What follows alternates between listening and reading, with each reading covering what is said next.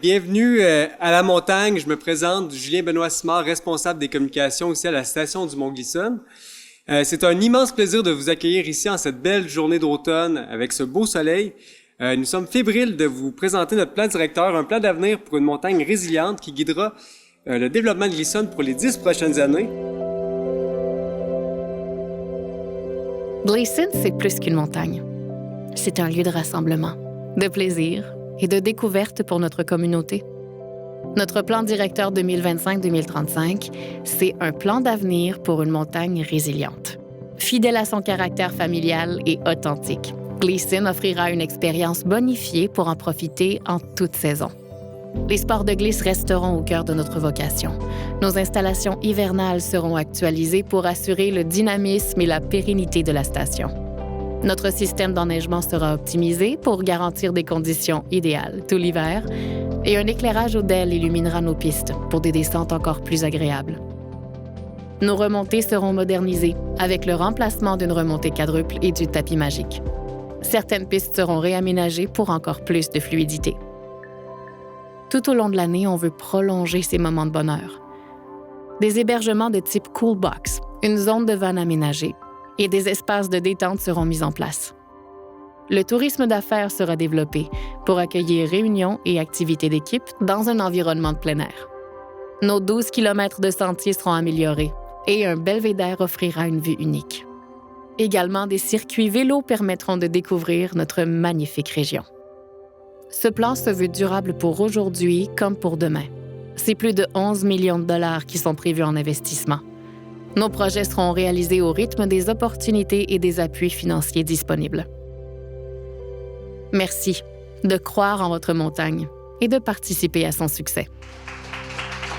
Est-ce qu'il y en a qui ont eu une petite émotion? Nous, en tout cas, moi, moi, c'est plusieurs fois, là, c'est mieux, là, mais la première fois que je l'ai vu, j'ai quand même eu une petite émotion.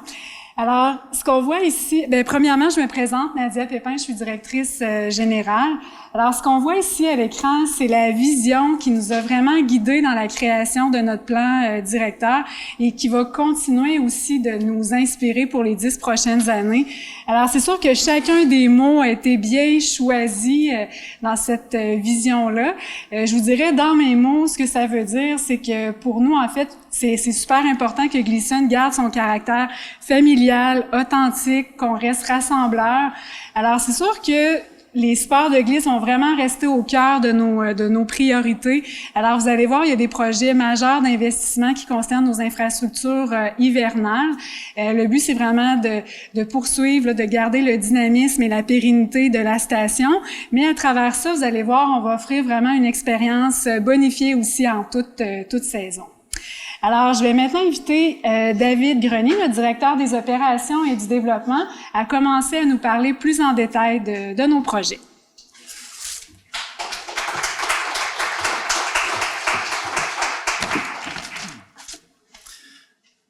Comme Nadia disait, effectivement, dans le fond, les sports de glisse restent notre priorité quand même dans notre prochain plan directeur. Je pense que le ski, on l'a vu, là, tous les investissements qu'on a faits, c'est ce qui nous permet de rester encore dans le domaine, puis offrir un beau produit. Puis je pense qu'on est une belle fierté aussi régionale pour les gens de la région. Dans les investissements qu'on fait, comme on disait, effectivement, l'enneigement, je pense que sans enneigement, on n'est plus là. Donc, c'est vraiment une de nos priorités. Dans les 4 dernières années, on a déjà investi plus que 1,1 million de dollars. Donc, ce qu'on s'apprête à faire dans le prochain plan de 10 ans, c'est de réinvestir un autre 1,8 million de dollars dans nos infrastructures d'enneigement. Donc, on parle de remplacement de 40 enneigeurs, des vieux enneigeurs qu'on a installés il y a déjà 20 ans de ça, pour qu'ils soient plus éco-énergétiques, plus performants aussi. On parle aussi d'ajout de pompes, ajout de conduite en montagne, En gros, en fait, c'est ça. Ce qu'on veut faire avec l'enneigement, c'est être encore plus performant pour avoir encore plus de pistes possibles pour le temps des fêtes, pour le mois de décembre, ouvrir encore plus rapidement aussi. C'est sûr qu'on veut pas faire du ski au mois de novembre, là. Je pense que c'est un peu une perte d'argent et une perte d'énergie, mais on veut, avec le nouveau système enneigement, effectivement, être plus éco-énergétique aussi dans notre façon de faire notre enneigement. Donc, c'est un de nos projets majeurs qu'on veut réaliser. Ensuite, on a parlé dans la vidéo, on en parlait, tout ce qui est éclairage au DEL.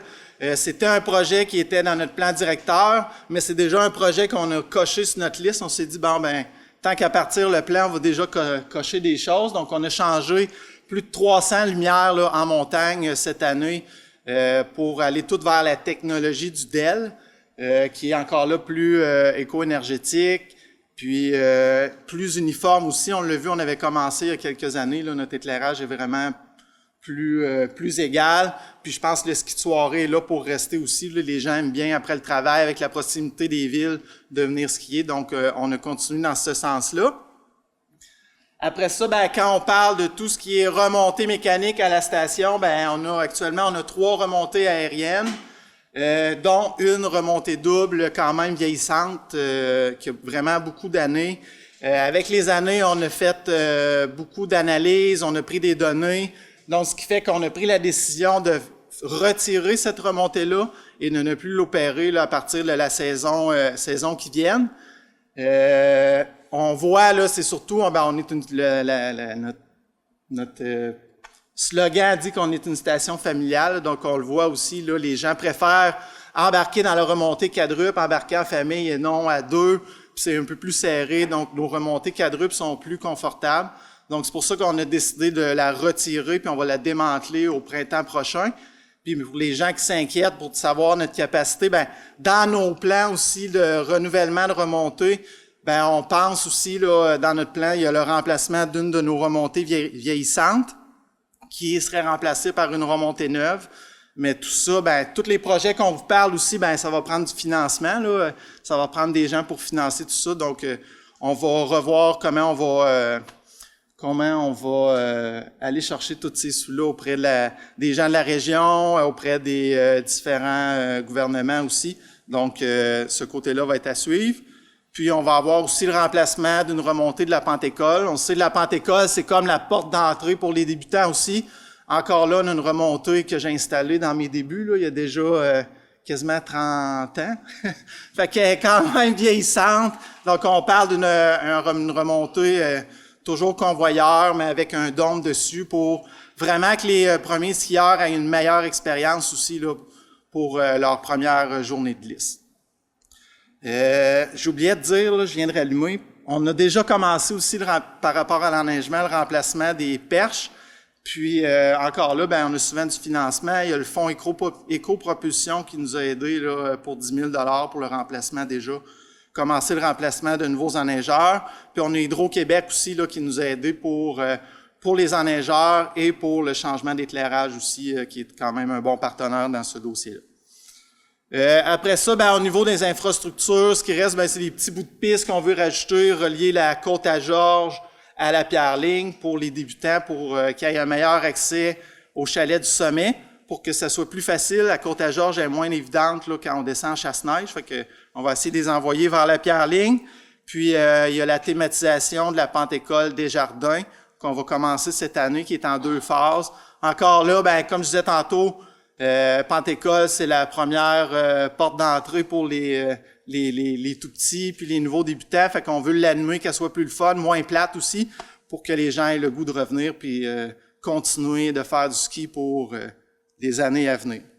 Fait que, en gros, c'est pas mal ça pour les infrastructures. Je laisserai la place à Vicky, qui est directrice des services, pour faire la suite. Merci.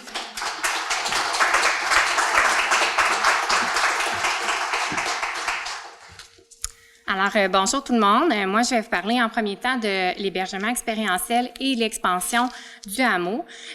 Donc, en fait, ce projet va permettre à nos visiteurs de prolonger leur expérience là, en séjournant directement à la montagne et ce, tout au long de l'année. Donc, on prévoit l'ajout d'hébergements ski-in, ski-out, donc de type cool box dans le bas de la piste Pierre-Ligne, comme vous pouvez le voir à l'image. On veut également encadrer une pratique qui est déjà bien courante à la station, c'est-à-dire de créer une zone aménagée pour les vannes.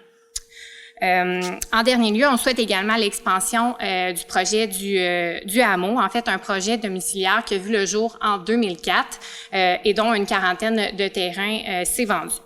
C'est situé dans un secteur qui ne représente pas de développement là, pour le ski. Fait que ce projet-là nous permettrait finalement d'acquérir du financement pour nos autres projets. Ensuite, je vais vous parler du tourisme d'affaires. Donc, on accueille déjà plusieurs événements corporatifs et familiaux là, dans nos diverses salles à la station. Cependant, on va bonifier notre offre et nos installations afin de mieux répondre aux besoins des entreprises. Entre autres, le chalet principal va maintenant être climatisé et on va moderniser notre mobilier. Fait que notre environnement convivial et le fait qu'on soit dans un cadre naturel là, sera vraiment nous démarquer. Finalement, on lance l'invitation aux promoteurs. Notre site est accessible pour diverses activités. Merci.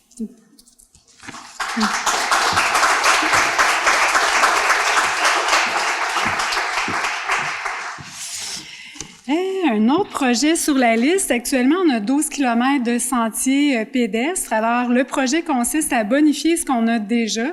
Donc, différents travaux d'aménagement, bonifier l'affichage. Puis juste ici en bas, la terrasse du Whisky Pub qui va être agrandie, qui va être aménagée, vraiment créer une belle zone de détente, de rassemblement pour nos randonneurs. Puis malgré ces investissements-là, ben c'est important pour nous que l'accès continue à être gratuit hors saison. Et c'est important pour nous que la station soit animée, utilisée, que les gens viennent bouger, prendre l'air, qui viennent nous visiter finalement. Au sommet de la piste ligne, on aimerait aménager un belvédère. Vous savez, il y a vraiment une belle vue au sommet de la montagne. Fait qu'on le voit vraiment comme un incontournable. Quand les gens vont arriver au sommet, aller sur le belvédère.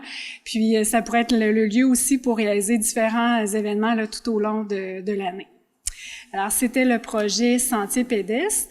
Maintenant, je vais vous parler un petit peu de vélo. Christian a expliqué la démarche de départ. Là, il y a eu beaucoup de consultations publiques. Ce qui a ressorti dans les grands intérêts de la communauté, c'était vraiment du vélo de montagne ici à la station. Je vous dirais que c'est un projet qu'on avait déjà dans la mire aussi. Alors, on a vraiment analysé ce projet-là avec des études, une étude de marché et différentes analyses. Et je vous dirais que la conclusion, c'est pas un projet qui est rentable ici à la station. Donc, on a décidé de ne pas aller de l'avant de ce côté-là. Par contre, ce qu'on souhaite offrir, c'est de créer des circuits de vélo sur gravier et sur route qui partiraient d'ici de la montagne parce que ici autour, là, c'est vraiment magnifique. On a vraiment un beau grand terrain de jeu. Au niveau des échéanciers de tous ces beaux projets-là, on en a quand même parlé un petit peu tout à l'heure. Tu sais, c'est quand même 11 millions de dollars. Alors, c'est sûr que nous, on s'est fait un calendrier. C'est sûr que la réalisation des projets va être vraiment rythmée au niveau des opportunités qu'on va avoir, des aides financières qui vont être disponibles. Il y a certains projets aussi qui demandent des autorisations pour réaliser nos projets. Alors, nos projets vont être plutôt confirmés et annoncés annuellement, une année après l'autre. Sinon, en conclusion, je pense que s'il y a peut-être deux éléments là qui résument notre plan, je pense que vous l'avez bien compris, c'est notre objectif, c'est vraiment de rendre la montagne accessible, de l'animer sur toute l'année, mais c'est sûr que les sports de glisse restent tout de même au cœur là, de nos priorités.